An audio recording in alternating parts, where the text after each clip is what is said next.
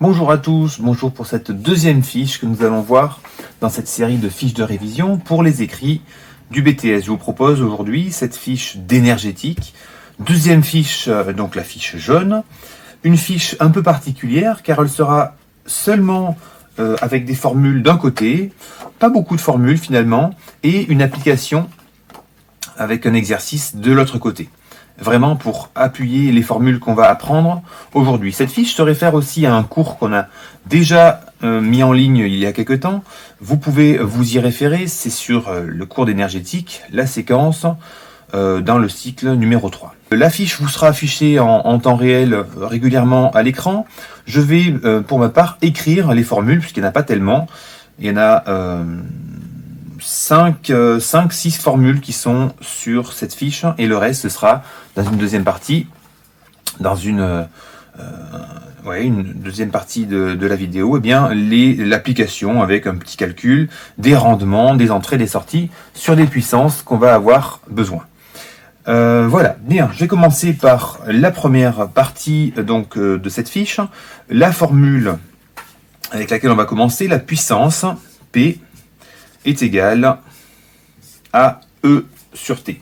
La puissance, donc évidemment, on met les bonnes unités.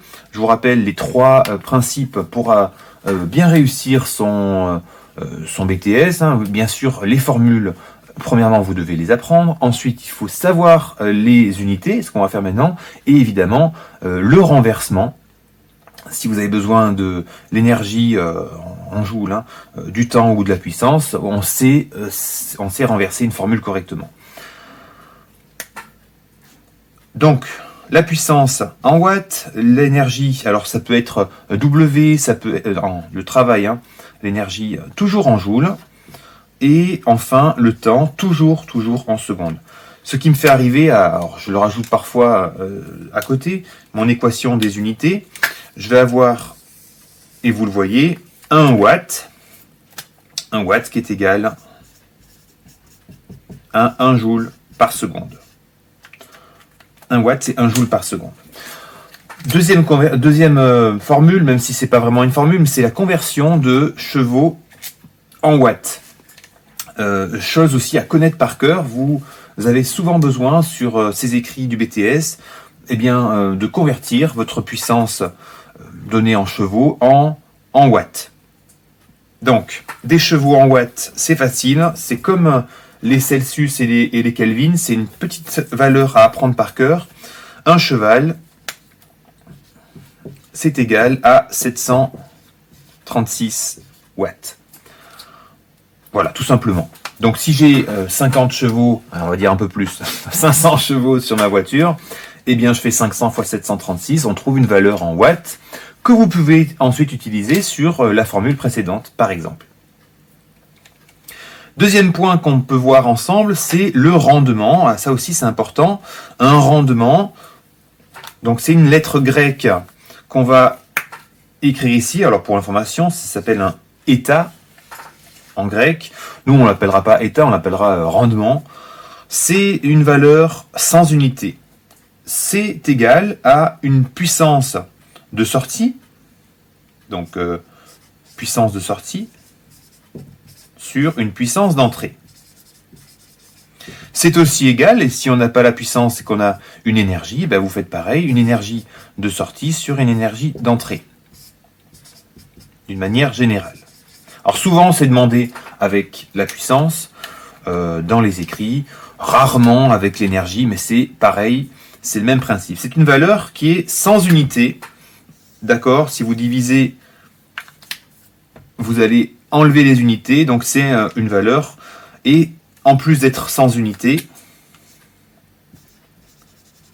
elle est inférieure ou égale à 1. Alors en général c'est inférieur, c'est pas égal, mais c'est souvent, quasiment tout le temps inférieur. Alors oui, on a des rendements parfois égal à 1, mais c'est pas sur quelque chose d'automobile, ce sera plutôt sur un élément, par exemple un radiateur thermique. On l'avait fait dans le cours, tout ça, le tableau dans une vidéo précédente, pour ceux qui se rappellent.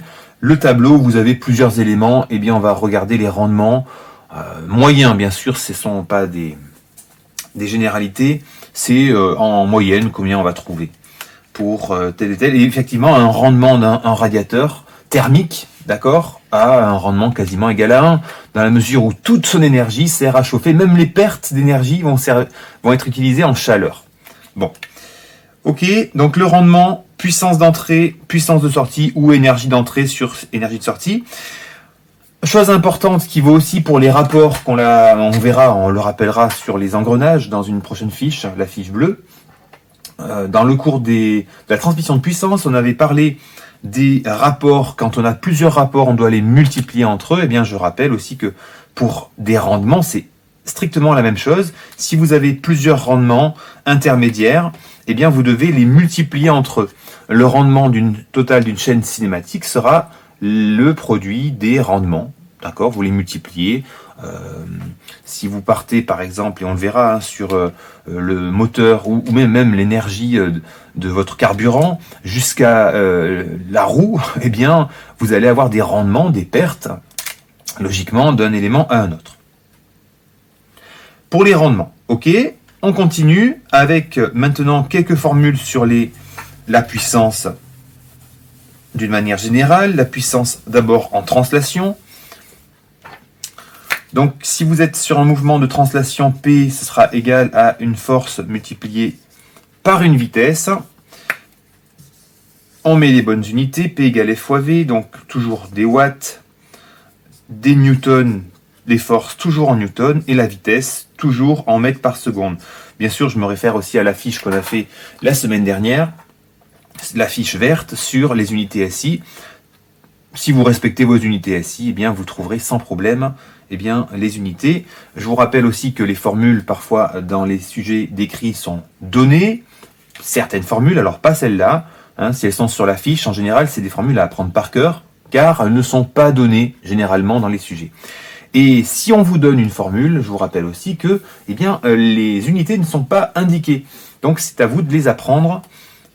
Si on vous met des décanewtons, automatiquement, vous vous dites, d'abord, je mets en newton, etc. Des kilowatts en watts, c'est pareil. Ça, c'est pour la puissance, attention, en translation. Je rappelle la conversion en dessous. Alors, c'est pas obligé de le mettre sur la fiche, mais c'est pas un mauvais rappel en général. Vous avez une vitesse en km/h.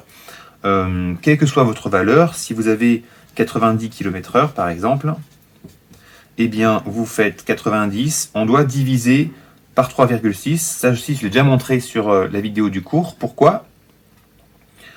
Parce qu'on fait fois 1000 divisé par 3600 pour le mettre en mètres puis en secondes. Et ça vous fait un petit raccourci à diviser par 3,6. Et alors, du coup, votre vitesse en km/h deviendra 25 mètres par seconde, une valeur utilisable dans la formule. Si vous êtes en mouvement de rotation, formule qu'on va retrouver plus fréquemment sur les écrits, sur les sujets d'examen, la puissance, toujours P, toujours en watts, sera égale, on est sur la dernière formule les dernières formules de la fiche, P égale C oméga.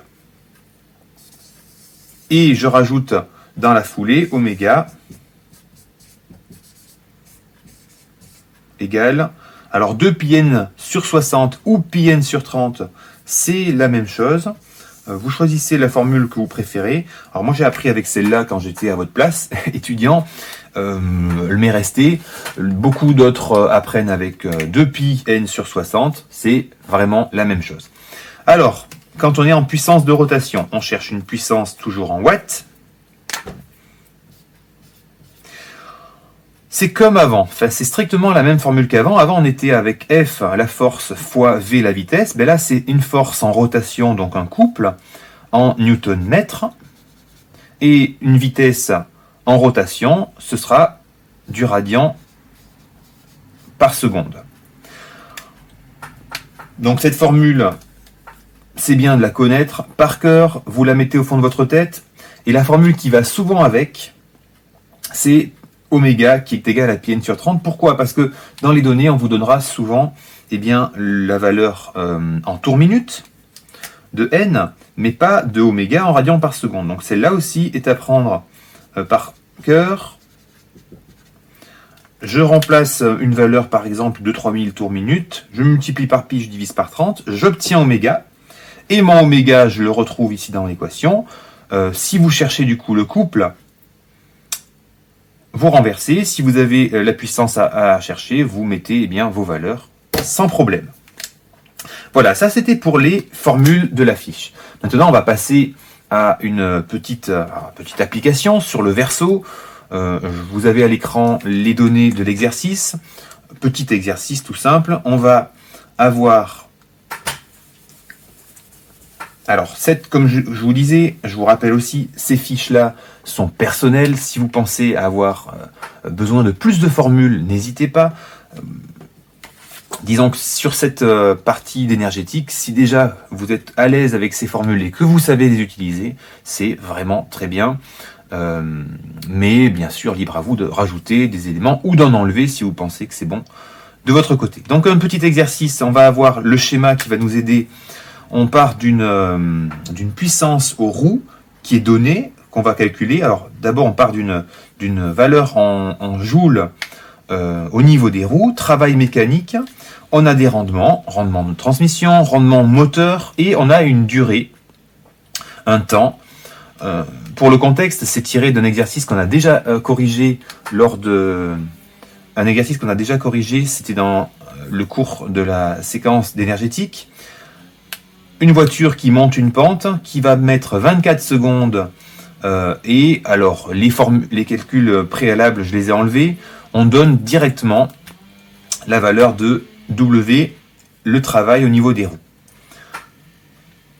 Donc vous avez à l'écran, je vais redessiner la chaîne cinématique pour que vous soyez au clair avec tout ça. On va avoir du coup la puissance aux roues, la puissance moteur, et alors tout au début, la puissance P carburant. On a donc évidemment le moteur et la transmission. Désolé pour le bruit d'arrière-plan. Quelqu'un qui est en train de couper à la tronçonneuse. Bon, c'est pas grave. C'est des choses qui arrivent quand on est à la campagne. Et alors, on a des rendements. Rendement moteur que je vais avoir à 31%. Donc, si j'ai 31%, je vous rappelle qu'on ne va pas utiliser ce 31 directement. On va utiliser 0,31. Le rendement de transmission à 0,9. Si vous préférez, 90%. Bon. Ça, c'était pour la chaîne cinématique. Première chose, si on a une valeur d'énergie en joules et une durée en secondes, je vais chercher premièrement la puissance, P égale énergie sur le temps.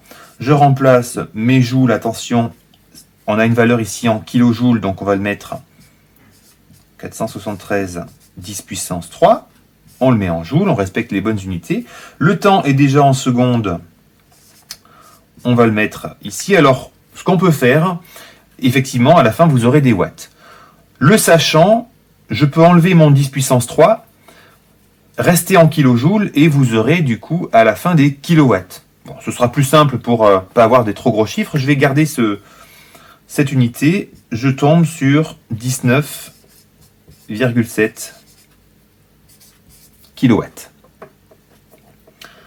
Voilà. Donc là, j'ai ma valeur que je vais insérer ici, la puissance à la roue, et j'ai 19,7 kW. Maintenant, je vais remonter ma chaîne. J'aimerais savoir, en fait, au début, combien je vais avoir de puissance carburant. On connaît les rendements. Donc, je rappelle que la formule qu'on a écrite il y a quelques minutes, c'était le rendement, quel qu'il soit, c'est une puissance de sortie sur une puissance d'entrée. Dans le cas présent, je vais avoir la puissance de sortie que je connais, le rendement que je connais, donc je peux écrire que 0,9, puissance de sortie 19,7, et je cherche la puissance d'entrée,